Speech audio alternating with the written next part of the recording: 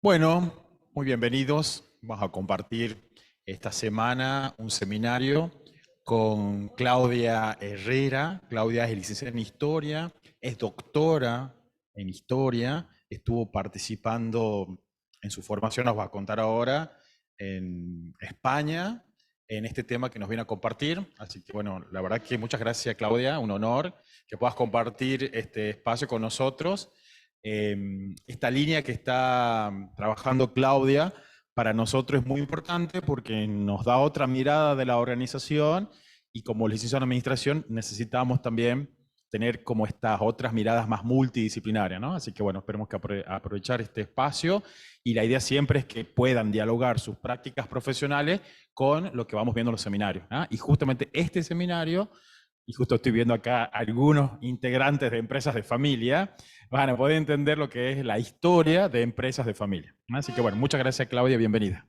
Muchísimas gracias. Para mí es un placer realmente estar con alumnos avanzados, que ya les queda muy poquito porque siempre he tenido eh, alumnos de primero y cuando se cambió el plan de segundo, con lo cual, y siendo historia una materia totalmente periférica y que le huyen, entonces hay que hacer un gran esfuerzo, un gran compromiso por esto que uno ama transmitirle la importancia que tiene para todo en la vida, para sus historias personales. Tienen que revisar atrás en su propia historia. Entonces, en la historia económica de un país es fundamental. Y venía pensando todos estos días en, ay, qué lindo, voy a ver a los chicos que han hecho historia económica, voy a ver cómo están, si qué les quedó. No, negativo, cuando hoy Marcelo me dice, no, los chicos no son los del nuevo plan. ¿Ah? Claro. ¿Y quién la ha hecho? Oh, bueno, son varios. Uno, dos, tres, cuatro, cinco. Bueno. No, algo sí. Ya la han terminado, la han aprobado. ¿Sí? Bueno. Entonces partimos de un nivel un poquito con algunos conocimientos. Van a hablar, chicos, porque si no, yo me aburro. Voy a hacer preguntas, así que traten de buscar en este conocimiento que tienen o de la optativa o de algo. Hola, ¿qué tal?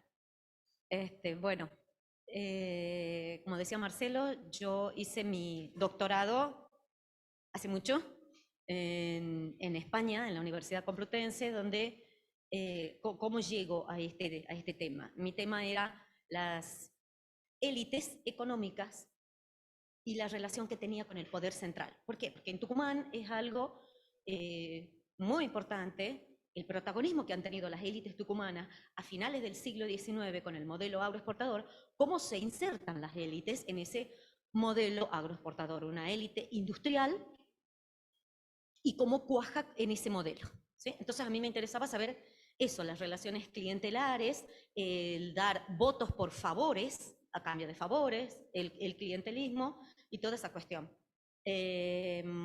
Entonces, después de analizar esas relaciones de poder entre poder local y poder central, que independientemente de las producciones de cada país, de la economía, era comparar qué pasaba en España, por ejemplo, con otra economía, con otra región, que era Valencia, en relación con el poder central. Después de eso, necesariamente tenía que verlo cuantitativamente a estas relaciones de poder. Entonces salto a estudiar fiscalidad, también en ese mismo momento, cómo se construye la fiscalidad del Estado provincial. Gastos de ingresos, en fin, esas cuestiones. Y últimamente sigo con esa línea porque en ese momento, dentro de la tesis, un capítulo muy importante había sido la trayectoria de una empresa familiar que era José Frías, la familia que se va a convertir en Frías, los dueños del ingenio, los dueños del ingenio, ¿qué pasa? Él es Frías. Ah, estamos todos cazando mosquitos. Eh, y después he continuado ahora en un posgrado que he ido a hacer en el año 2021 en Alicante, en una universidad, la Universidad de Alicante, que es especialista en historia de empresas familiares, para continuar con la historia de esta empresa en el siglo XX. Dicho esto, ¿qué pretendo yo en estos 2 días? Hoy, plantearles teoría, metodología, para qué, la importancia que tiene en la enseñanza en los últimos años, que es lo que se está debatiendo, de la historia de las empresas, y va a ser un poco más teórico, muy pocos ejemplos, y la próxima clase mostrar necesariamente todos estos conceptos que yo voy a ir mostrando, las trayectorias de vida, los éxitos y los fracasos de algunas de las empresas, mostrar lo teórico que diga hoy, plasmarlo en el ejemplo de estudio de casos, que es en el que yo me he especializado, que es la familia Frías Silva, desde 1870 y voy ahora a 1955 y sigo hasta llegar a 1980. Es 5, hasta donde yo voy. Son 5 generaciones. Que es Ingenio San José, que es algo es poco frecuente que tenga una trayectoria tan larga, que tenga tanta perdurabilidad, como voy a mostrar ahora. En la tercera generación, en la cuarta generación, las empresas familiares decaen, cambian, mutan, pero bueno, voy por parte, ¿sí? ¿Alguna pregunta? ¿Tiene algo que ver con la materia de empresa de familia? ¿La materia, empresa de familia? ¿Y dónde la tiene la materia?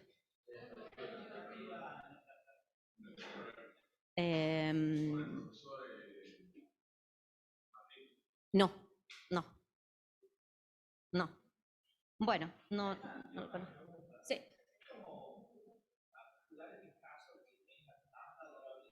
Sí, sí.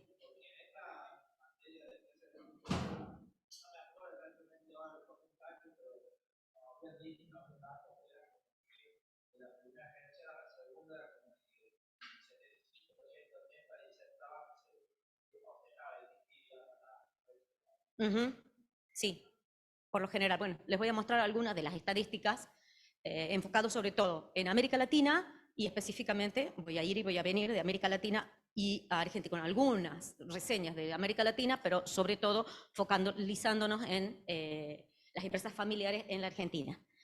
Bueno, en una introducción y sentar algunas bases de esto que les estoy diciendo, porque en los últimos eventos científicos de las disciplinas, se ha tratado de organizar las estrategias para la enseñanza de la historia económica y de fortalecer la disciplina, tanto en los distintos niveles de enseñanza, grado, posgrado, como en las distintas profesiones.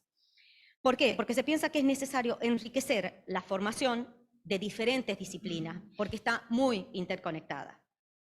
Se busca, por eso les digo, son declaraciones de principio. Yo se los voy a plantear y después de la segunda clase ustedes me van a decir, sí, esto se refleja, esa declaración de principios de lo que pretende en los últimos 2 décadas la historia empresarial, a ver si se plasma. Se busca la habilidad de reflexionar críticamente sobre las realidades del desarrollo del capitalismo en toda la región, en América Latina, con todos los procesos, con la globalización, los progresos, los retrocesos de la economía, para aprender sobre trayectorias de empresarios, de empresas, de empresas familiares, de asociaciones y de grupos empresarios.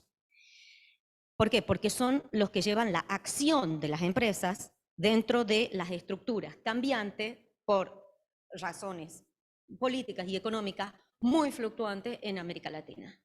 Entonces, ¿qué estrategia ha sido un acierto? ¿Cuáles no? ¿Por qué? Porque tiene características comunes que hacen imperativa la enseñanza de la historia empresarial en América Latina. ¿Cuáles son esas características comunes? El ciclo de inestabilidad política y económica, la dependencia de las exportaciones de bienes primarios, la persistente pobreza, la desigualdad, el conflicto armado y una marcada desinstitucionalización. Entonces se busca no aplaudir el desarrollo que hayan tenido estos empresarios o culparlos por lo que no se ha podido alcanzar, sino ver los problemas de cada región con una visión a largo plazo.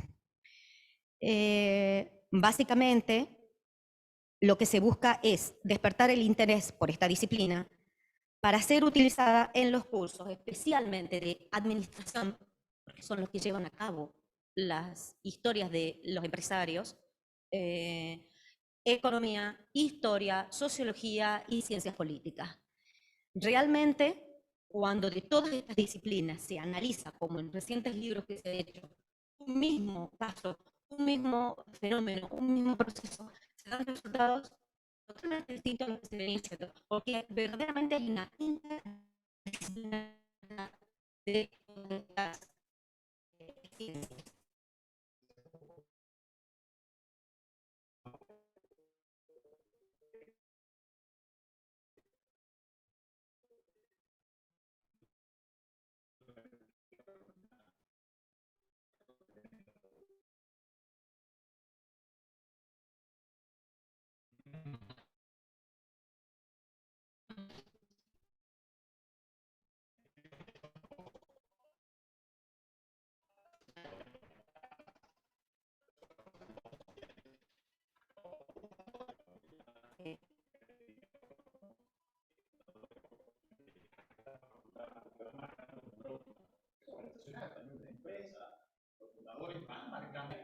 Para que ustedes puedan utilizar y fijarse en sus empresas, sus organizaciones, cómo fue el fundador, en qué contexto lo hizo, y la idea es buscar como esas herramientas de la historiografía. Nosotros como hicimos una administración común de una empresa, no podemos desconocer, entonces, para entender qué es lo que pasa, la dinámica organizacional, que son actuales, lo que pasó y por la cultura, o sea, cómo se hacen las cosas acá. Entonces, la figura del fundador. Bueno, exactamente, y sobre todo las gestiones de ellos, que es a lo que iba, que la interacción del empresariado con el entorno, con todo el entorno político, económico, social, con el conocimiento, con la cultura, ellos se convierten en los verdaderos protagonistas y los receptores del cambio. Sus reacciones tuvieron un profundo efecto en todas las sociedades, no solamente en su empresa, sino es cómo la empresa ha estado inserta en un medio y cómo afecta sus decisiones a toda esa sociedad. A pesar de las singularidades de cada país, los negocios en América Latina, que lo van a ver ahora en lo que yo lo van a ver plasmado en lo que vaya mostrando, son considerados como capitalismo dependiente, como respuestas al vacío institucional por parte de un sistema empresarial ligado al Estado. Y por último, lo más importante que quiero resaltar es que todos los temas que se analizan se estudian a través de temas transversales, que cruzan a las empresas, que cruzan a las regiones, a las distintas economías. Pero las particularidades son las que enriquecen, las particularidades de cada país, las que enriquecen el resultado final del estudio. Entonces, dicho esto, vamos a ver. Este era, ¿no? Había que reiniciar. Bueno, paso por ahí. Bien. Ahí está. Bueno, entonces, ¿qué hay aquí? Algunos datos de lo que son las empresas familiares, una imagen congelada en América Latina, para que se den cuenta la importancia que tiene. Esto porque después voy a mostrar cuál es la hipótesis que se maneja en los últimos estudios más importantes. Las empresas familiares son el 85% de las empresas privadas en América Latina, porcentaje muy alto. Tienen su origen, aún las vigentes, algunas, tienen su origen a fines del siglo XX. Manejan entre 11 y 50 empleados, lo que se llama empresa familiar. Ya vamos a ver las diferencias y lo que llegan a ser grupos económicos. también un tejido empresarial, ¿sí? En cuanto a los ingresos anuales, la media tiene un registro, un impacto de 3 millones de dólares. Hay un 12% que tiene ingresos de 23 millones de dólares. Esto en toda América Latina. Y en cuanto a los administradores, y aquí ya empiezan a ver lo que preguntaban de la evolución de las generaciones, el 47% está dirigida por sus fundadores. Luego hay un 29% que llega a administrar efectivamente, a dirigir a la segunda generación. El 14% está en la primera y en la segunda generación y se va diluyendo. Un 10% en la tercera y en la cuarta generación. Maneras generales de más o menos hacer una pintura de lo que quiero mostrarles. ¿Cuál es la hipótesis? Sigo varios libros, pero sobre todo dos. Hay una historiadora económica muy importante, María Inés Barbero, toda la vida de historia de las industrias en la Argentina, y Andrea Lach, también son los referentes más importantes de la Argentina, para hacerlo sucintamente y no tanto detalle con la bibliografía, que después se las puedo pasar escrita, y otro libro más de una compilación que se ha hecho para todos los países, empresas familiares en varios países de América Latina y también incluye los casos de España. Ese libro está compilado por una española, Fernández Pérez, y por Andrea Lach también, que es la argentina, que es de la Universidad de La Pampa. La hipótesis es que las empresas familiares son y han sido actores claves en el capitalismo de América Latina, en el largo plazo. Son empresas que tienen mucho dinamismo en la entidad de los agentes económicos, cómo van cambiando. ¿Por qué? Porque hay una presencia destacada de grupos económicos muy diversificados y esas son las dos claves del éxito que lo voy a ir mostrando a lo largo de todo el desarrollo de la clase. El éxito de las empresas está dado, de estas empresas familiares, por la diversificación. Sin diversificación no subsisten, sobre todo en los momentos de crisis, guerras, golpe de Estado, pronunciamientos militares, todos los fenómenos que convulsionan la realidad latinoamericana, y la internacionalización, ¿sí? Intentar hacerla internacional a la empresa en el mercado externo. Dentro de estas características muy generales que tienen las empresas familiares en América Latina. ¿Se lee esta letra chiquita desde aquí? ¿Sí? Las formas de negocios familiares son muy heterogéneas. Como decía recién, pueden ser empresa formal, informal, micropymes, holding y grupos de empresas.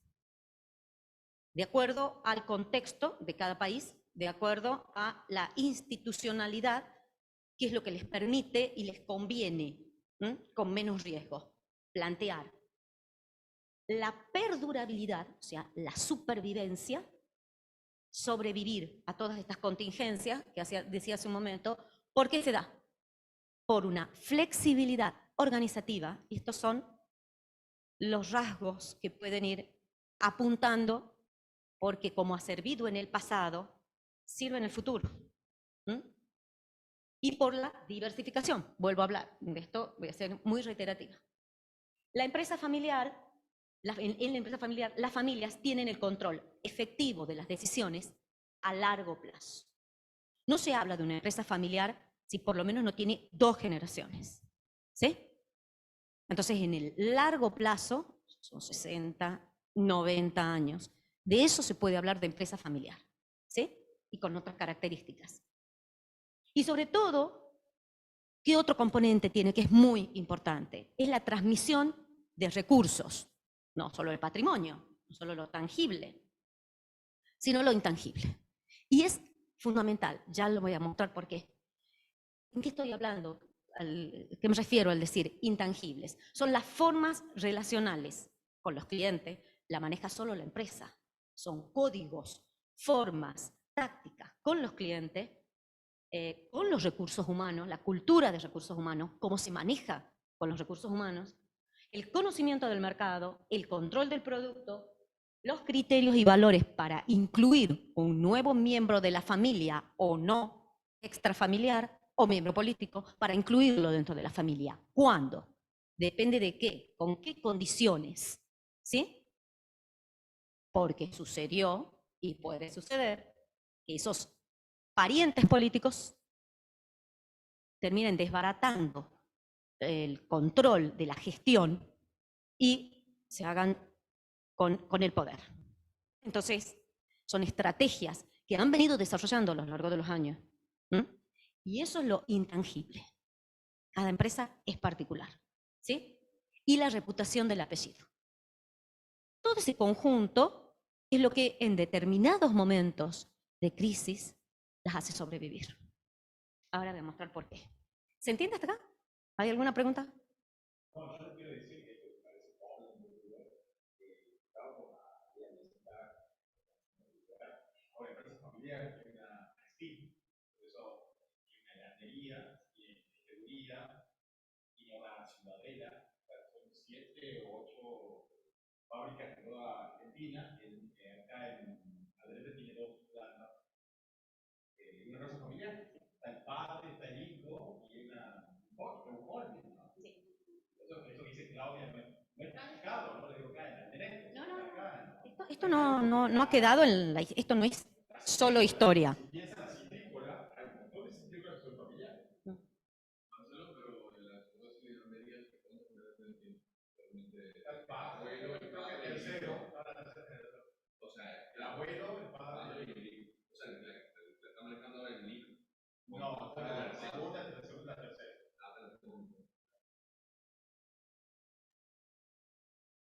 Bueno, sucintamente he elegido, para no ser muy engorroso con la metodología y la historiografía, debates en torno a la empresa familiar con 3 puntos. Uno, ¿qué se entiende? ¿Cómo se define la empresa familiar? ¿Qué tiene que tener? Ha habido bastantes polémicas y muchos debates sobre esto. Algo les voy a mencionar ahora. En segundo lugar, la transformación en América Latina de las empresas familiares, que está íntimamente relacionado con el contexto económico y político, que les ha permitido cada política económica o cada momento político desarrollar a estos grupos, cuando han crecido más y cuando han decrecido, cuando han crecido los capitales extranjeros. Por ejemplo, disminuyen, sí, inversamente proporcional, las empresas familiares. Para ver en esta vinculación con el contexto las trayectorias de éxito o de fracaso. ¿Sí? Y el tercer punto, la supervivencia o perdurabilidad de la empresa familiar, eso lo voy a dejar para la próxima clase, porque voy a hablar exclusivamente ya de la perdurabilidad de esta empresa. Voy a mostrar lo teórico, pero voy a directamente hacerlo a la clase. En cuanto al primer tema, a la definición de empresa familiar, lo que pongo aquí es la empresa familiar versus las empresas no familiares. Esta fue la primera cuestión polémica. ¿Por qué? Porque los estudiosos, economistas, historiadores, sociólogos empezaron a ver qué tiene de especificidad la empresa familiar, cómo es la rentabilidad en una y en otra. ¿Por qué una empresa familiar puede ser más rentable o no que una no familiar? Estos lo hacían los expertos en finanzas. ¿Por qué? Porque el estudio, y son investigaciones muy recientes, el estudio que se hace es muy difícil, porque tienen que tener acceso a archivos privados, a datos que sean muy fiables y comparativos. No solamente en el mismo rubro de lo que están produciendo, sino de todo, influye el contexto también. Entonces, sí se están dando resultados sobre esto, de comparar a ver cuál es más rentable. ¿Por qué una empresa se puede hablar de una empresa familiar? En base a la rentabilidad. ¿Sí? Enseguida voy a retomar este tema. Por otro lado, hay otra teoría más liberal, neoclásica, en donde la empresa familiar es una cuestión, se la ha rotulado con algo de un estereotipo peyorativo, de que son atrasadas, conservadoras, con una organización tradicional que atrasa el proceso de desarrollo y por todo ello es ineficaz. Pero son prejuicios, porque todos los estudios de casos que se han hecho después, cuando se los ve en general, ha quedado esta postura. Pero al empezar a desmenuzar y ver caso por caso, se ve que no. Y sobre todo, otra cosa que decía, si es todo esto, es tradicional, es conservadora, tiene relaciones paternalistas, personalistas, en la manera laboral de manejarse con sus empleados, recursos humanos, ¿sí? Y eso es uno de los prejuicios, de los mitos que más se ha desterrado con los últimos estudios. Otra de las cosas también es que se manejaban con ciertos privilegios dentro del contexto político, ¿sí?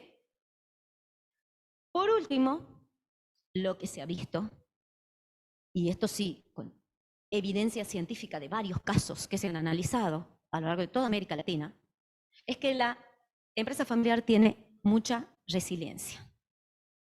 Y esto es lo más nuevo, es desde 1990 que se está haciendo estos estudios. ¿Por qué? Y tiene mucho que ver lo que acabo de mostrar recién de ese patrimonio intangible que se hereda. ¿Por qué?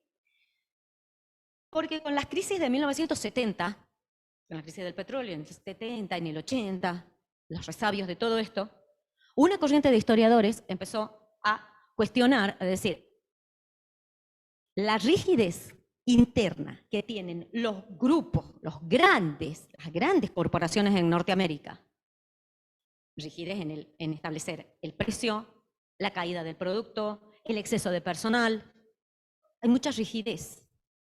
Y esas grandes corporaciones son las que han vivido la debacle de los años 70 y de los años 80. Porque las empresas familiares no en la misma medida de esas grandes corporaciones. ¿Qué la hace especial a las empresas familiares frente a esa debacle? ¿Sí? Entonces hay un modelo resistente de sobrevivir en las crisis, en las guerras, en los momentos de adversidad. ¿Cómo se sobreponen a eso? Concretamente yo voy a mostrar ejemplos el miércoles sobre qué ha hecho esta empresa, Los Frías Silva, en la crisis del 30, por ejemplo. ¿Sí? Lo que busca la empresa familiar es reducir y cubrir los vacíos institucionales de un momento específico con otras fuentes de alternativas que tiene. Que es lo que voy a pasar a mostrar ahora. ¿Se lee? No sé si se lee más chiquitita. Entonces, tomo el último punto de todas las posturas.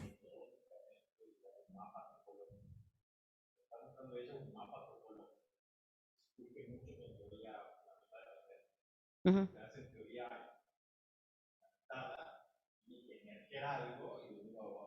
Uh-huh.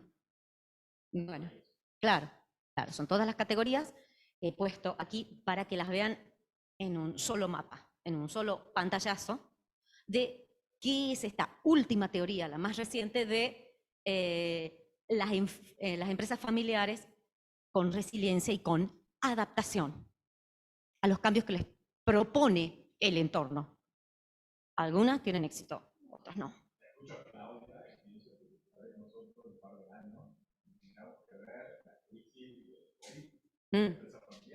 Sí,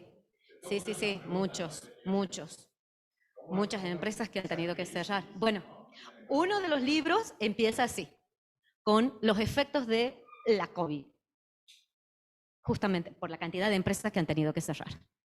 Y entonces va a haber que enfocarse en qué han hecho para subsistir las que no han cerrado. Es bueno, o en el 2001, se han hecho muchos estudios aquí en la economía argentina con las empresas que han cerrado en gran volumen en el 2001. Entonces, esto es ponerlo en general lo que una síntesis de lo que ya vengo explicando.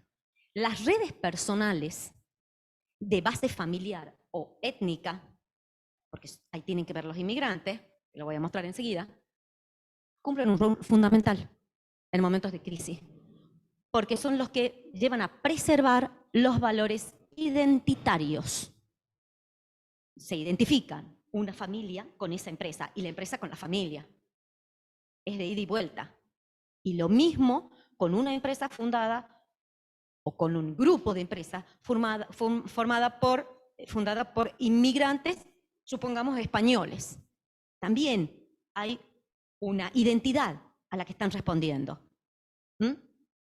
La reputación del nombre, como he dicho hace un momento, salvarlo a costa de muchas cosas. Por ejemplo, lo que dice allá, la decisión de inversión aún sin beneficios inmediatos. Se hace muchas veces. Se reestructura una sociedad, se hace una nueva constitución de la sociedad y se sabe que por un plazo se establece de determinados años, no va a haber beneficio. Pero se salva la empresa, el prestigio, el nombre, el apellido, ¿sí? Los factores competitivos diferenciales son claves. Esos factores de éxito, de crecimiento, de innovación y de internacionalización. ¿Cómo se busca? Es donde había quedado hace un momento, con reducir y cubrir los vacíos institucionales. ¿Con qué fuentes alternativas? Con otro tipo de capital que no lo va a conseguir a través de un Estado que está en crisis. Sí lo va a conseguir a través de sus por ejemplo. Con trabajadores, también, dentro de su círculo o familiar o de los mismos inmigrantes. Tiene mucho, no me quiero ir por las ramas para volver a la importancia que ha tenido la inmigración en las empresas familiares en la Argentina. Con las redes y con el conocimiento que se ha generado, que es el bagaje que tiene la empresa a lo largo de varios años. Y sobre todo, lo he dicho en un principio, tienen mucho dinamismo. Lo que es rígido se cae. Hay mucho dinamismo en estas empresas familiares. Cambian de negocio, cambian de líder, cambian de sistemas de pago y de formas de compensaciones. No es la misma foto que se saca de la empresa en el siglo XIX, en los años 20, después de la crisis del 30, en el desarrollismo, va mutando. Y tienen que estar preparadas, tienen que tener mucha capacidad de adaptabilidad. El valor en esa adaptabilidad de los agentes comerciales, además de lo formal, y esto es muy importante, de lo legal y de lo académico.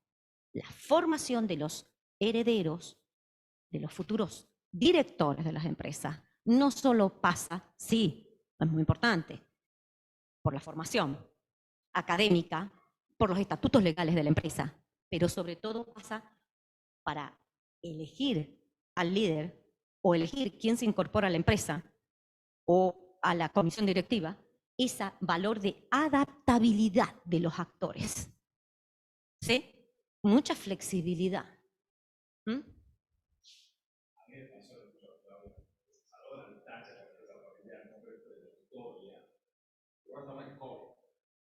Entonces, de la pandemia y tenemos que evaluar.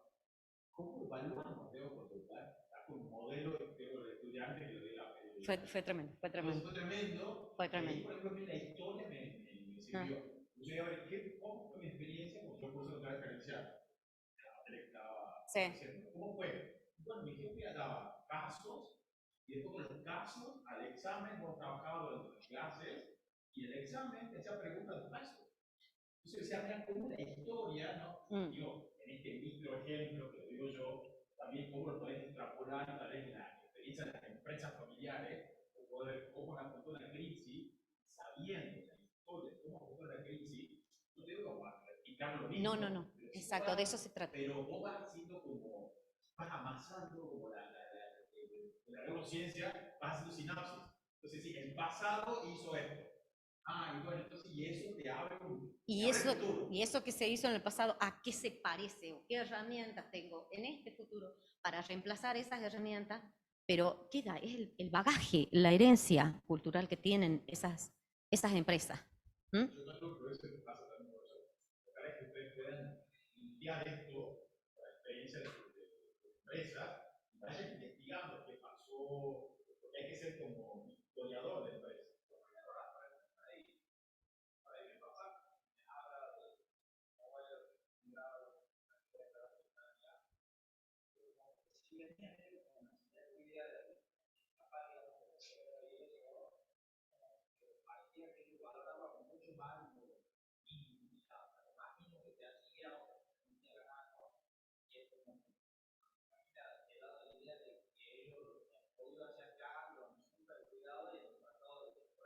Ujú.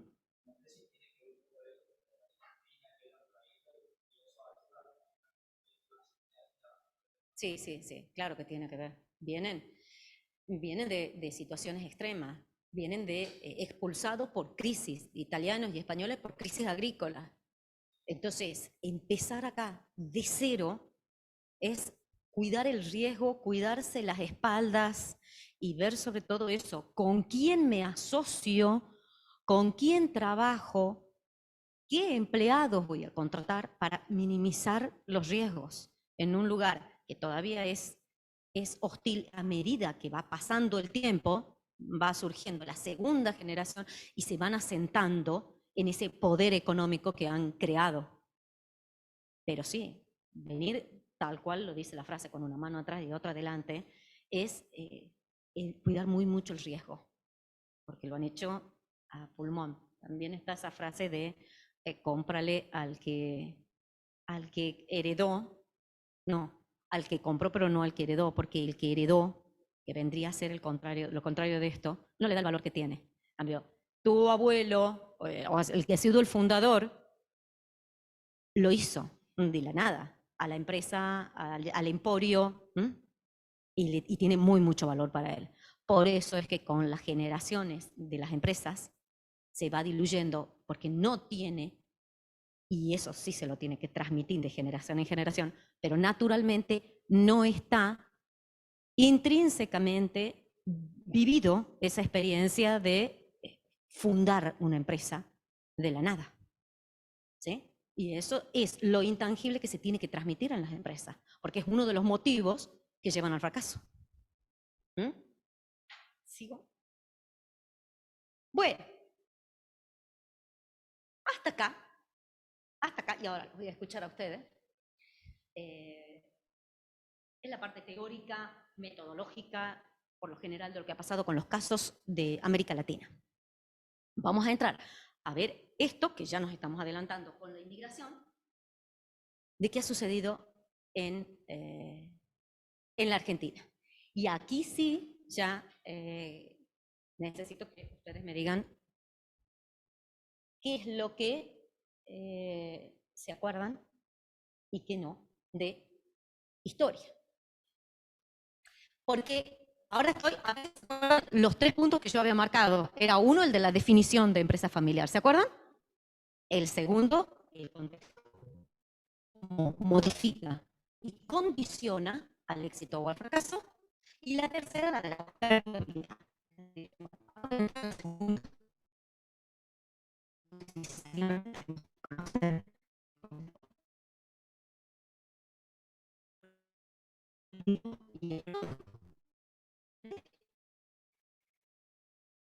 Es una brevísima sintética línea de tiempo de 1870 a 1930. Es el desarrollo del modelo agroexportador. ¿Qué se acuerdan? ¿Qué saben? ¿Qué es el modelo agroexportador? Desde el 80 hasta el 30. Y esta es la línea política de ese periodo económico. No quiero que me hablen de la línea política, tiene mucho que ver con la inmigración, el cambio político.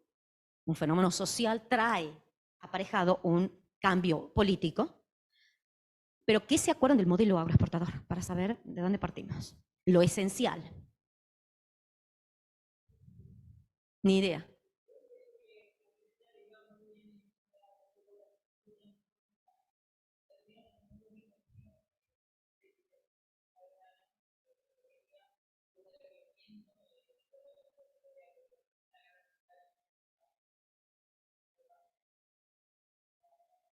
Ujú. Algo.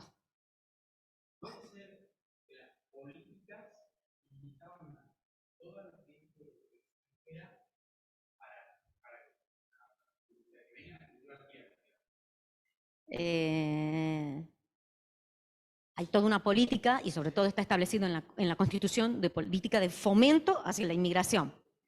Pero antes necesito que me digan por qué se necesita la inmigración. Hay 3 factores claves del modelo agroexportador. Va por ahí, va por ahí. Son 3 los elementos, 3 las columnas sobre las que se asienta el modelo agroexportador.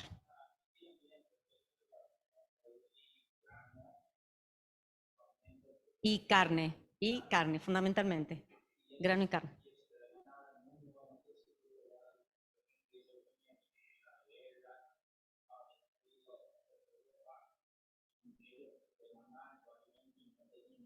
Mm. La primera parte sí, la segunda no. Justamente cuando empieza la guerra, empieza el declive del modelo. Contrariamente a lo que se cree, sí necesitaba. Pero el mundo está en guerra. Se suprimen los viajes, los barcos, la ida y vuelta, el comercio, queda todo roto. Estoy hablando de que necesito que me digan los 3 factores del modelo agroexportador. Uno es los brazos, la inmigración, para venir a trabajar, lo que has dicho. La tierra, ahí van 2. Entonces, la tierra es lo que existe, es la ventaja comparativa. Se necesitan 2 cosas para explotar la tierra. Mano de obra y capital. Bien, bien, bien, bien, bien, bien. Van por ahí. Entonces, esos son los 3 factores, las 3 columnas sobre las que se asienta el modelo agroexportador. ¿Sí? Una se posee la tierra, las otras 2 tienen que venir del exterior. Pero antes de esto, ¿para qué? ¿Para qué se hace esto? Para insertarse en qué economía. ¿Sí? Pero ¿cuál es el sistema en ese momento? ¿Qué ha pasado? Ha pasado algo muy importante. Y lo que se está buscando es que la Argentina se inserte en ese modelo económico mundial. Se llama la primera globalización. ¿Por qué? ¿Qué ha pasado en el mundo? La revolución industrial. La revolución industrial. ¿Sí?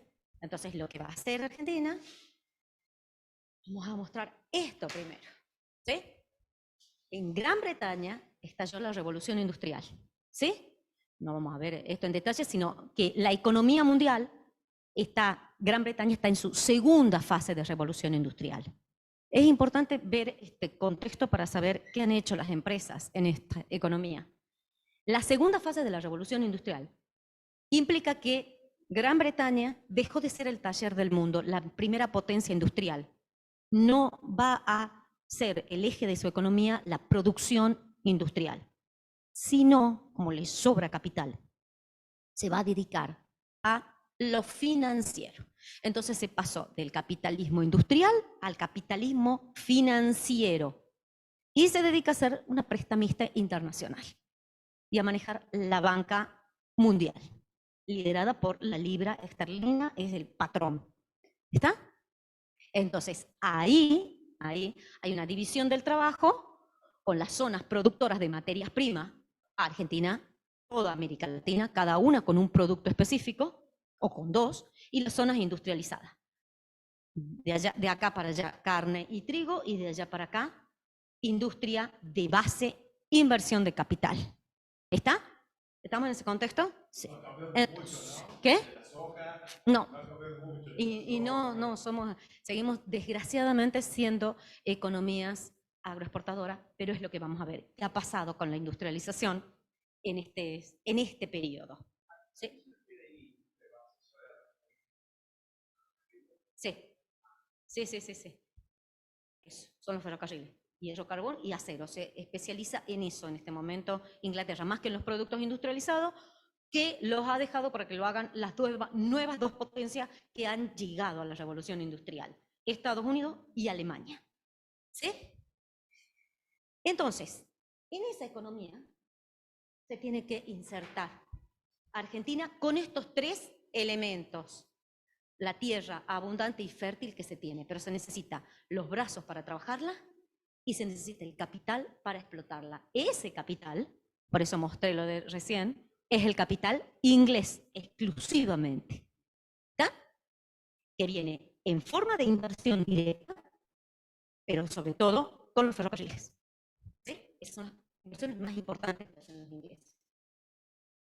Bueno, no con esto, salvo ver la crisis, qué pasa con la limitación del modelo en 1930. Hay una evolución muy importante, va cambiando de socio comercial Argentina. No tanto es Gran Bretaña, sino después de la guerra, justamente, comienza a ser otro socio que es Estados Unidos.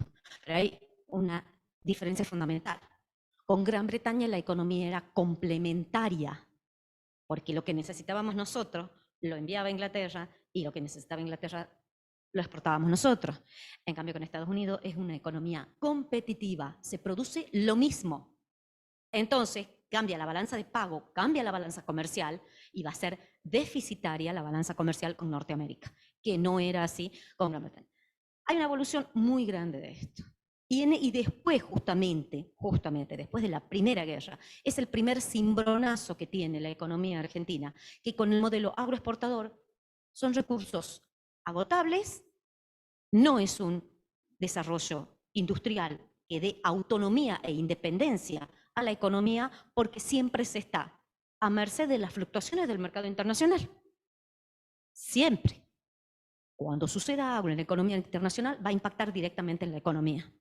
Y el primer llamado de atención es la Primera Guerra Mundial, donde cambian varios escenarios, pero se sigue manteniendo el modelo como sí, agroexportador. Pero se empiezan a desarrollar varias industrias. Acá comienza lo que se denomina, y va a tener mucha fuerza, en los años 30, que es la industrialización por sustitución de importaciones.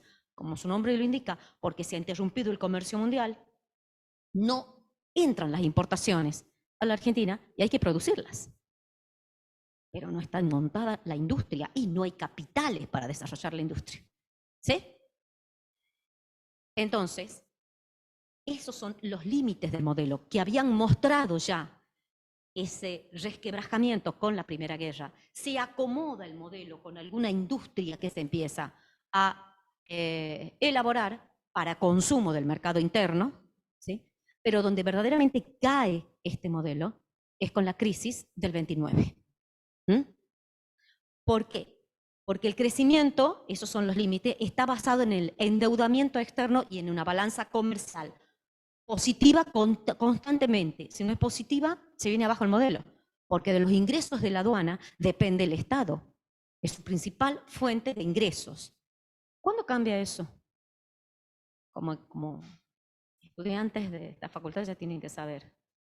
¿Cuándo cambia que la principal fuente de ingresos no sea la aduana? ¿Y pasa a ser qué? ¿Cuál es la principal fuente de ingresos del Estado? Los impuestos. ¿Cuándo es?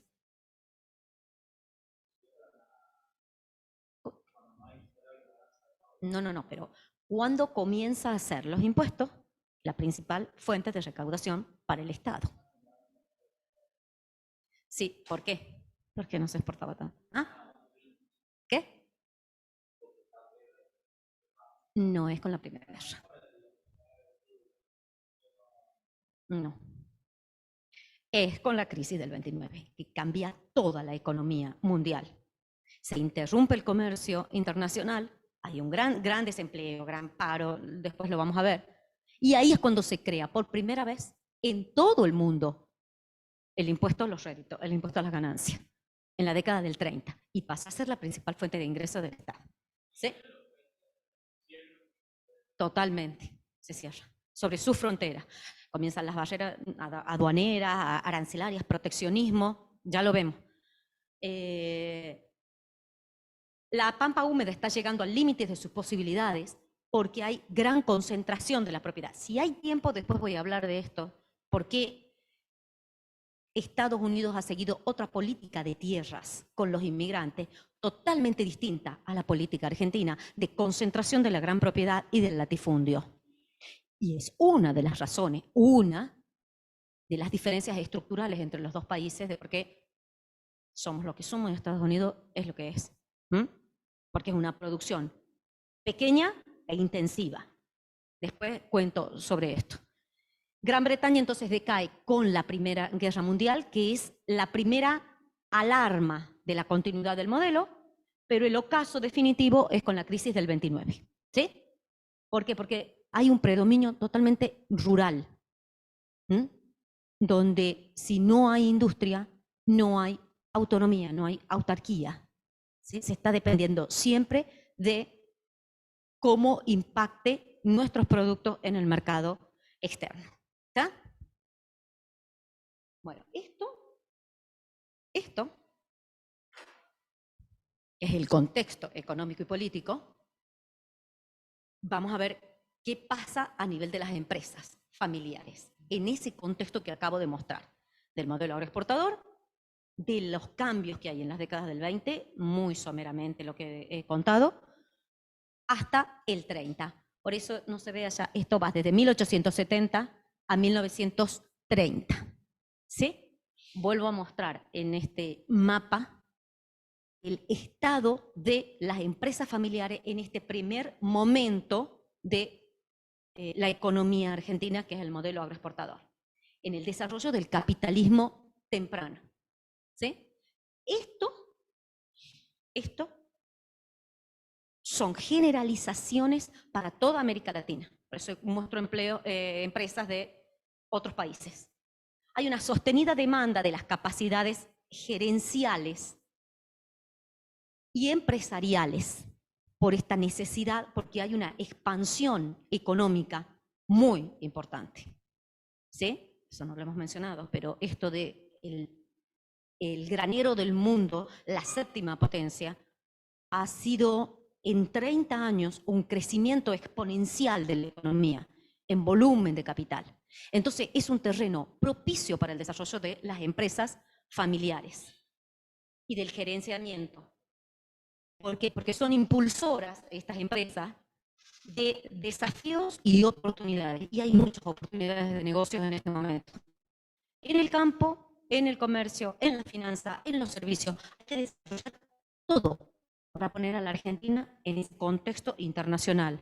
Hay que desarrollar caminos, puertos, infraestructura bancaria, ¿sí? Redes, servicios. Y en todo eso se instalan las empresas familiares. En menor medida en el campo, no son empresas familiares, ¿sí? Pero en todo lo otro, comercio, finanzas, sí. Aún hoy hay empresas que están vigentes todavía y que han sido fundadas en ese momento. O sea, son las que más tienen durabilidad y adaptación y reconversión.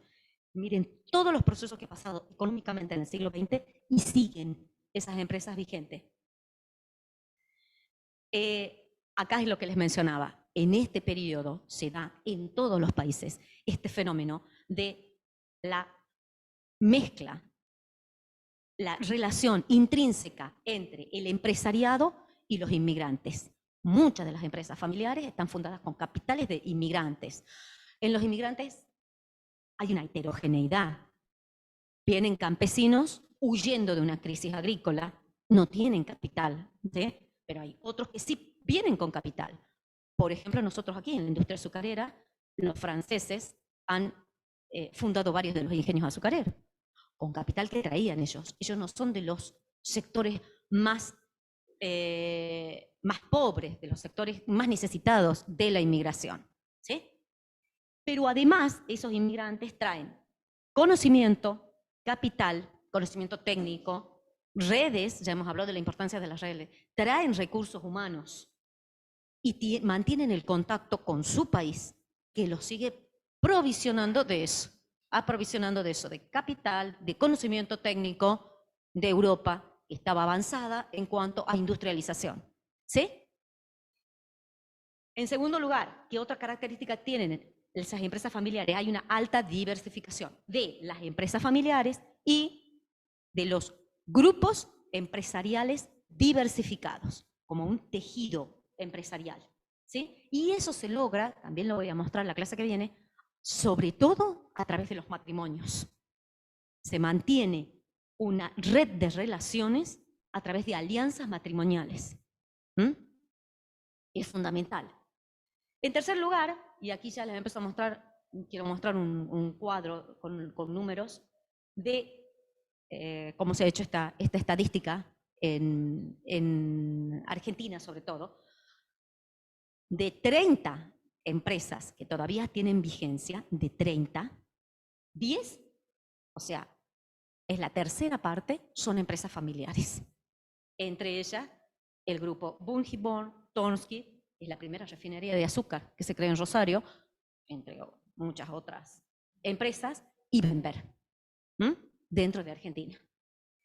¿En qué sectores se desarrollan? Que algo mencioné. Sobre todo en el comercio, en la industria, en las finanzas. Menos, pero sí, pero en menor proporción, en el sector agropecuario. La primera, en primer lugar, hay dos rubros en los que predominan en toda América Latina, O sea, acá voy mostrando, como había dicho al principio, cada país tiene sus particularidades, pero hay cosas que se repiten como modelo en todos los países. Es la cervecera y la papelera, ¿sí?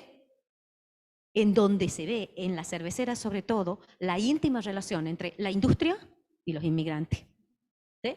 Porque está Brahma, Quilmes, Otto Scheller, que es de Chile, Bavaria, que es de Colombia, y todas son cocapitales de inmigrantes. Ah, qué bien. Qué bien. Sí. Y en segundo lugar, las papeleras como Klabin en Brasil. ¿Sí? Por último, el predominio de las empresas familiares y de las empresas extranjeras se da en este primer momento, ya lo voy a mostrar en una cifra. ¿Por qué? Porque hay una ausencia del Estado empresarial. El Estado está ausente. La irrupción del Estado como protagonista va a ser cuando, como interventor, regulador, me pongo en el centro de la escena y digito y controlo todo. ¿Cuándo aparece el Estado? Después de la crisis del 30. Empieza el keynesianismo. ¿Sí? Y el Estado toma otro rol. Entonces, ante la ausencia del Estado empresario, son mayoría las empresas familiares y las empresas extranjeras, con los capitales en Argentina de los británicos y en cada país, sobre todo estadounidense. Las razones de este predominio es porque hay debilidad de las firmas locales, porque hay reinversión de utilidades y acciones de capital a través de ¿qué? De lo que ya he mencionado, de contactos y de redes familiares. Todo eso, ¿a qué conduce? A la reducción de la incertidumbre en las inversiones, de las acciones en lo que es el acceso a la información, el acceso a la información se maneja por esas redes y los recursos técnicos. ¿Sí? Entonces, de esa manera se plantea el panorama de las empresas y lo voy a mostrar, creo que viene ahora con uno. Sí. Este cuadro está tomado del libro de Barbero y Lach. Después puedo explicar cómo se ha hecho la metodología de este análisis, la estructura de la propiedad de las 100 empresas, más ricas por el capital original que tienen y por la rentabilidad. Se han hecho las estimaciones cuantitativas porque es muy importante lo cualitativo que se hace con análisis de casos, pero lo cuantitativo para ver el panorama general es lo que estaba faltando. Faltaban primero todos estos estudios de base para poder ver en Argentina, en 100 empresas, que son las más grandes del periodo, ¿sí? En el 23 se toman los datos, en el 37, en la década del 40 y cuando termina el peronismo. ¿Cómo ha evolucionado? Estas son las empresas familiares. Son 30. Ese es el número, no es porcentaje, es absoluto, ¿sí? Son 30 empresas familiares. Va bajando, vuelven a subir con el peronismo. Las no familiares son muchos menos, las extranjeras son considerablemente superior, ¿sí? Pero a medida que bajan las familiares, suben las extranjeras y viceversa, que es lo que les decía hace un momento. Las externas, bueno, y estas son más en detalle lo que se analiza después, ¿sí? Entonces, el peso de la empresa familiar a lo largo de todo el proceso del modelo agroexportador de los años 20 y ya en el 30 empiezan a declinar. No pueden subsistir muchas a la crisis, algunas sí. Y eso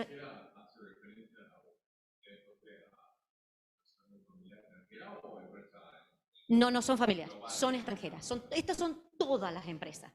En un panorama. Claro, claro. No, pero cuando hablamos de extranjeras es capital extranjero, no son inmigrantes, ¿no? Eso es capital extranjero, la inversión extranjera, británica principalmente, algo de alemana también, francesa también, ¿sí?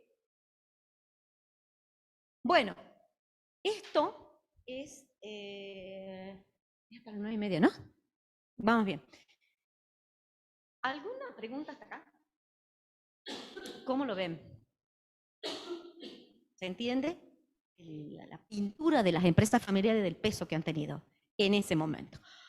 Ahora es el segundo momento, estoy dentro de el segundo punto, que era el contexto político y económico, pero este es un segundo momento. El primero, el modelo agroexportador, y esto va desde el 30 hasta el 76. Esa es la línea de tiempo del segundo momento, que es el de la industrialización en la Argentina, que pasa por 3 momentos distintos. Pero el desarrollo, la industria es el motor del desarrollo. No es más el campo. Se acabó.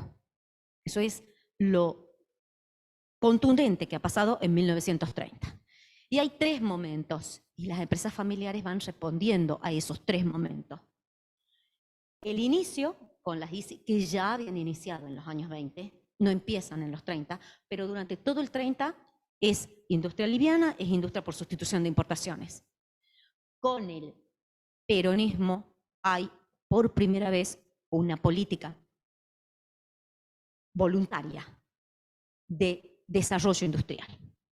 Antes de eso no, porque la ICI es una respuesta a los condicionantes extranjeros, al condicionante del mercado externo, a una debacle. Es una respuesta a eso, es a ver cómo acomodamos la política económica frente a esto que ha pasado en el mundo. ¿Sí? Pero si no hubiese sido por eso, no lo hacen, se sigue con el modelo agroexportador por el gran peso que tiene la élite terrateniente de no querer cambiar, seguir con el statu quo y sigamos viviendo de la vaquita y de los granos, ¿sí? Entonces, el desarrollo de la ICI es una exigencia del mercado, de las condiciones del mercado mundial. Con el peronismo ya hay una voluntad política decidida, políticas industriales, ¿sí? Ahí sí crecen las empresas familiares. Y luego, continuando con esa política, es el desarrollismo. ¿Sí? No sé si se acuerdan de las diferencias de estos momentos. Bueno, algo iré mostrando en esos momentos. Bueno, esto es lo que ya hemos hablado, es un resumen de qué ha pasado con la crisis del 30. Se los he puesto para que les quede un poco más claro todo el panorama resumido. Hay una crisis muy profunda del capitalismo. Lo más importante es esto que pues, no está aquí. No, que se pasa del capitalismo liberal al capitalismo intervencionista y nacionalista, porque el Estado es el centro de la economía. ¿Sí? Entonces, en torno al Estado y a la nueva organización de las políticas económicas, va a girar la organización de las empresas familiares, subsidiadas, ayudadas por el Estado con varias de las políticas. Hay un quiebre del sistema multilateral de comercio, hay un retroceso en la industrialización. Entonces se establece, si se rompe la multilateralidad del comercio, se establece el comercio bilateral entre países para resguardarse sus espaldas y la economía. Por eso es que se levantan, y estas son algunas de las medidas, altas barreras aduaneras para desarrollar la industria y que no compita con los productos que vienen del exterior. Entonces se comercia entre 2 o 3 países. Se acabó la multilateralidad y la circulación económica, tanto de comercio como de pagos, ¿sí? Y ahí se pierde el socio comercial por excelencia de la Argentina, que es Gran Bretaña. Entonces, esto es lo que va a condicionar a las empresas familiares, el proteccionismo, y las va a ayudar a despegar. El proteccionismo económico, todo esto es el keynesianismo, el New Deal es llevado a la práctica en Estados Unidos, en todos los países se sigue el mismo modelo. ¿Cuál es la manera de salir de un momento de paro total en la economía? ¿Cuál es el primer eslabón de la cadena para que eso, lo que se llama el círculo virtuoso de la economía? ¿Qué es lo primero que hay que hacer? Se sigue diciendo hoy, lo siguen haciendo hoy. ¿Qué es? ¿Por dónde se ataca la crisis? ¿Por dónde se empieza? ¿Ah? ¿El qué? Sí, pero concretamente. No. Bueno, es esto que está puesto acá, con obras públicas. ¿Por qué? Porque hay que crear empleo. Porque si está todo parado, hay que crear empleo. ¿Cómo se crea empleo? Con grandes obras públicas. Y es donde vienen las grandes construcciones. En Estados Unidos, las construcciones monumentales de Rusia, de Alemania. ¿Por qué? Porque insume mucha mano de obra.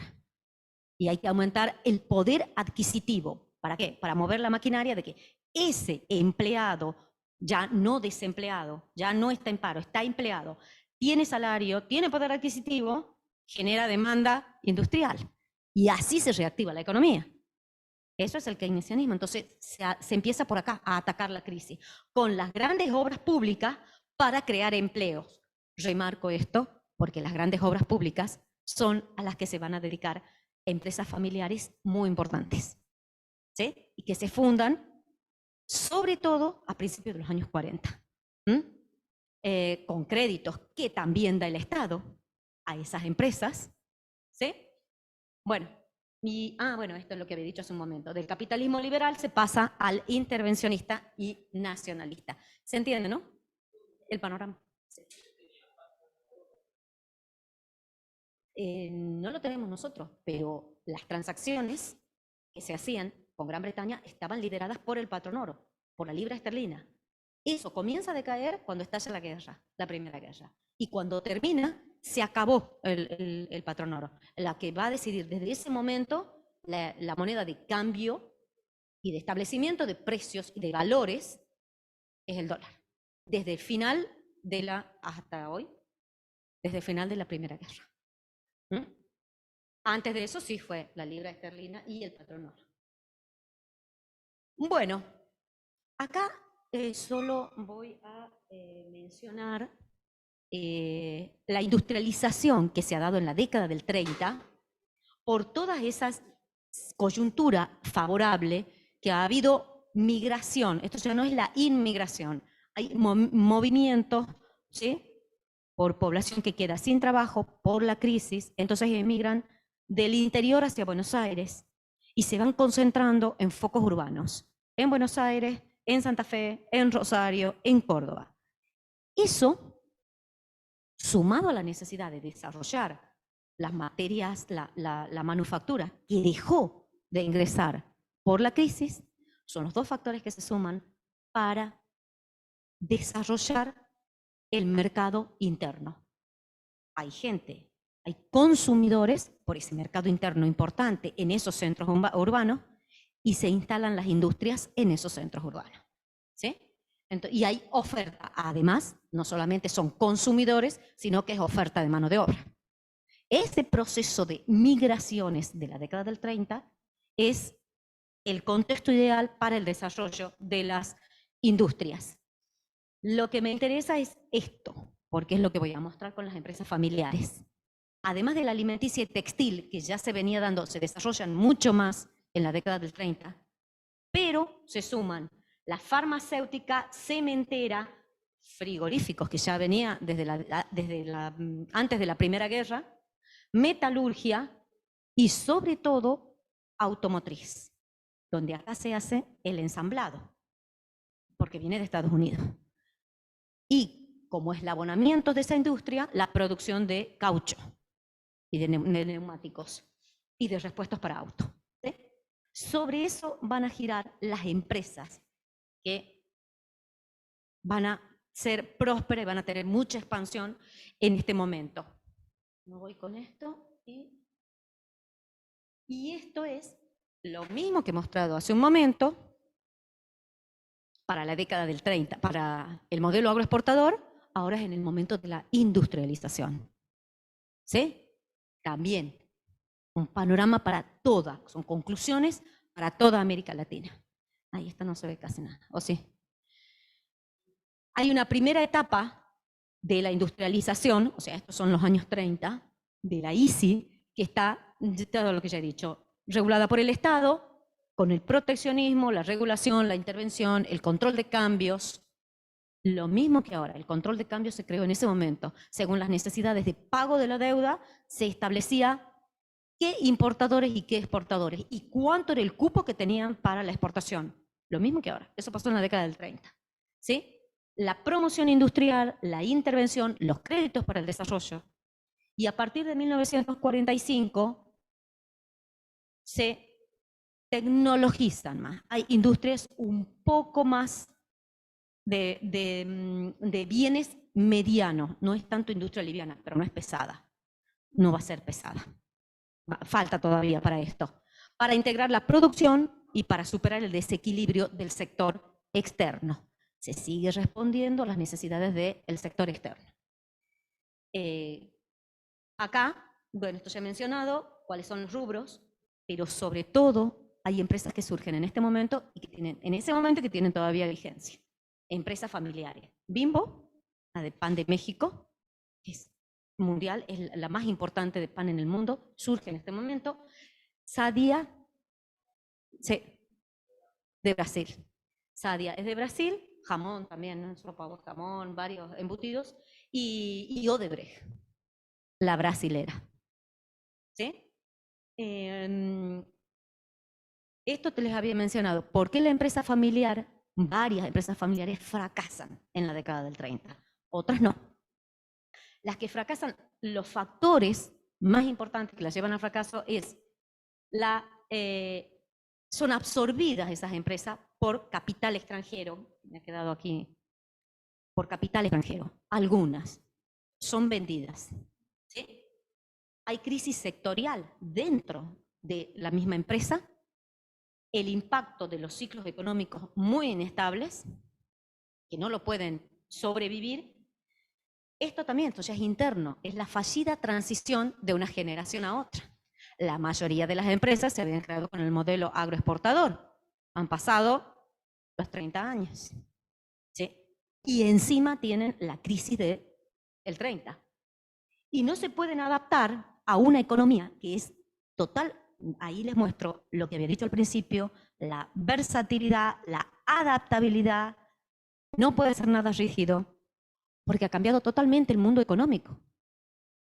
En un mundo que era totalmente liberal, donde no existía traba de ningún tipo, ni ninguna participación del Estado, pasamos a algo totalmente regulado. Es una economía cerrada y regulada. Y no han podido acomodar sus negocios, sus empresas a estos nuevos cambios fundamentales que ha planteado la economía mundial. ¿Sí? Acá hay una diferencia muy grande. Hasta 1950, todos los años 50, la mayoría de los capitales son nacionales. Más allá de la inversión que había con el modelo agroexportador, pero eran capitales nacionales en la industria. Hay una segunda etapa, 1960, que son capitales extranjeros. Y es el comienzo de la erradicación de las multinacionales en el país. Porque hay una diferencia muy grande entre los dos desarrollistas, que es Frondizi y Onganía. Frondizi, después lo voy a mostrar más en detalle, Frondizi logra desarrollar las industrias que se había planteado.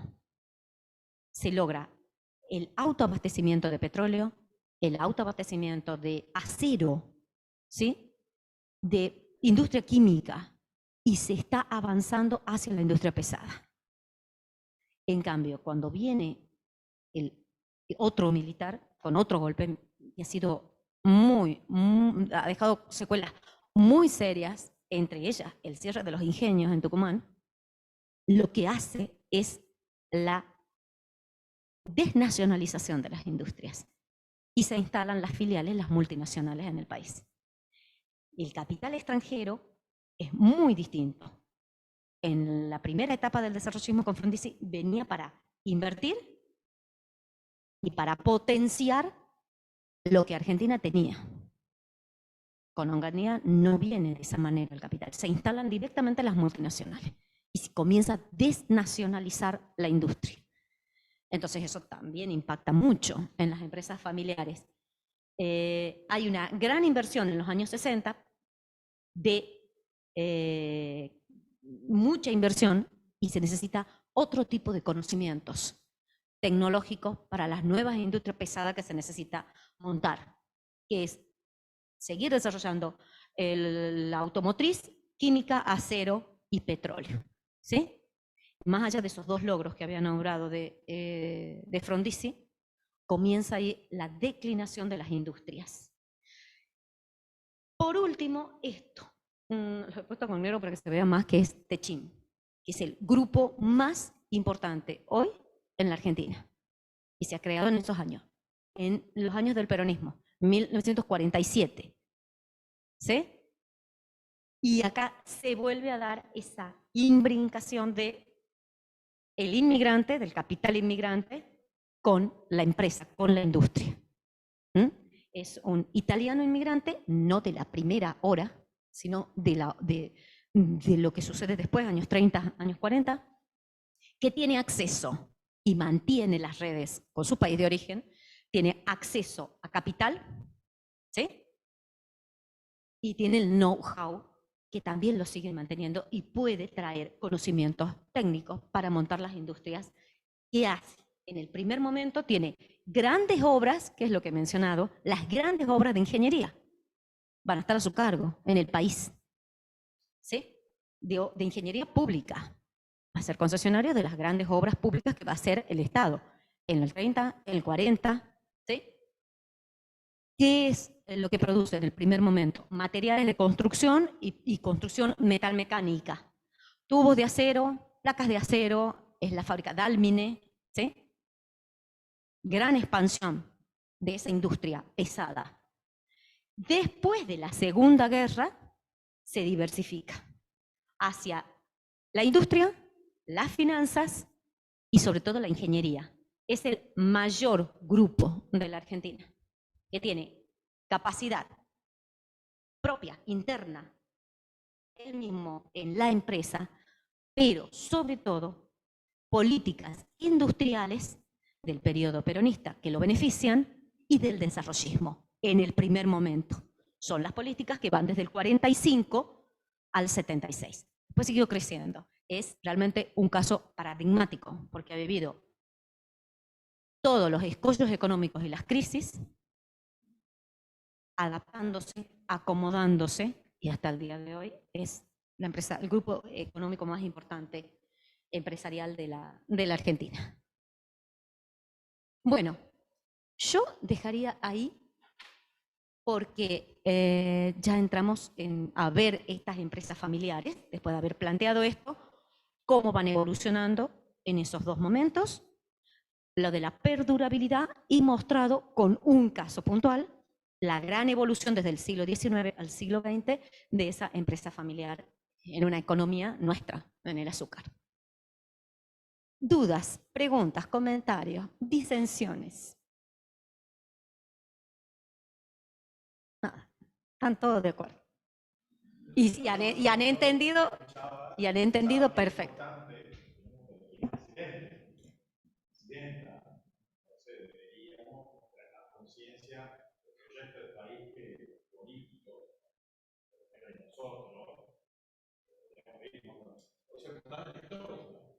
Llega a entender la historia, te ayuda. Voy a traer un reel de Instagram de la parte comunitaria, no sé si lo escuchame, entonces decía cómo era la cuestión de la política monetaria de la década del 70, la década del 80, la década del 90, y es una cosa que se va repitiendo el patrón. Sí, no, vamos por el tercer ciclo y no aprendemos. Tremendo. ¿No? Entonces, bueno, es importante saber historia, porque si no sabemos la historia, estamos condenados a cometer los mismos errores. No hay una frase de eso. ¿Ah? Bueno, en economía están los ciclos económicos. Hay toda una disciplina de economía. Entonces, bueno, ojalá que pueda aprovechar. Pero no tropezar con la misma piedra sí ayuda el conocimiento de la historia. Sí, ayuda. La metodología, la historiografía, porque tenemos todas las entrevistas y los documentos, después vamos a contar eso. Sí. O la cuestión esta de la metodología. Está el paradigma iniciario también que surge de la historia, es muy interesante. Que para nosotros, en la cuestión de administración, nos puede dar muchas pistas a la hora de entender la realidad organizacional. Papá ahora me entiende mucho. Creo que queda semilla. Yo estoy trabajando por el caso de la empresa familiar. Estoy trabajando y entonces me escucho a Claudia y me entero todas las entrevistas y hay puestos de historia y hay valores, están los hijos, y hay problemas con los hijos, uno no puede hacer que y bueno, dice la empresa familiar, ¿no? Esa es la realidad. Y hay toda una historia. ¿Quién tiene empresa familiar? 3, 4, 4. ¿Qué empresas son? ¿Qué encontrar?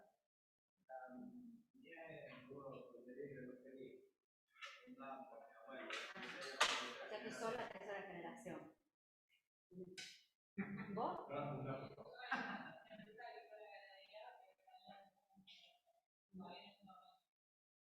Ahí ya pronto. O sea, tu papá o tu mamá. Ajá.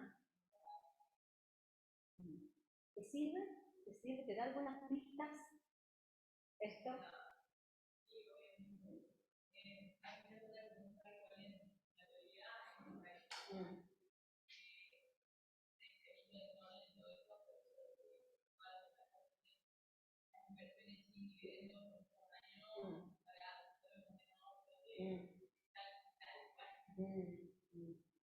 ¿Qué más? Dos más, adelante, dos más. ¿Qué más? Tiene empresa familiar. ¿Vos? ¿Vos no tenés hermano?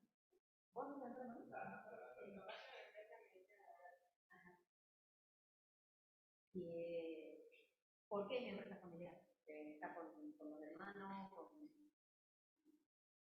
Están en la primera generación. Ellos más mandaron. ¿Y quién más tiene? ¿Vos? También en la ¿Vos sos la segunda o sos la tercera?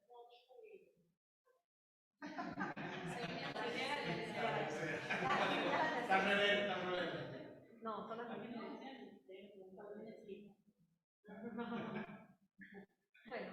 Bueno, para mí es un placer compartir esto con ustedes. Nos vemos. ¿Quién? Ajá. Mira, las famosas escritas de los años 30. Una óptica, una fábrica, una constructora, lugares tan llenos de. La planificadora. Todo lleno de drama. Pero bueno, ojalá que puedan capitalizar porque es el rubro que nos toca. Y es la realidad que nos toca si se quedan acá. Bueno, se puede en España también. Así que bueno. Bueno, un gusto chicos, los veo el miércoles. Bueno. Muchas gracias, Claudia. Nos vemos entonces en la próxima sesión, el próximo miércoles. Gracias a los que nos acompañaron acá. Y bueno, nos vemos en la próxima reunión.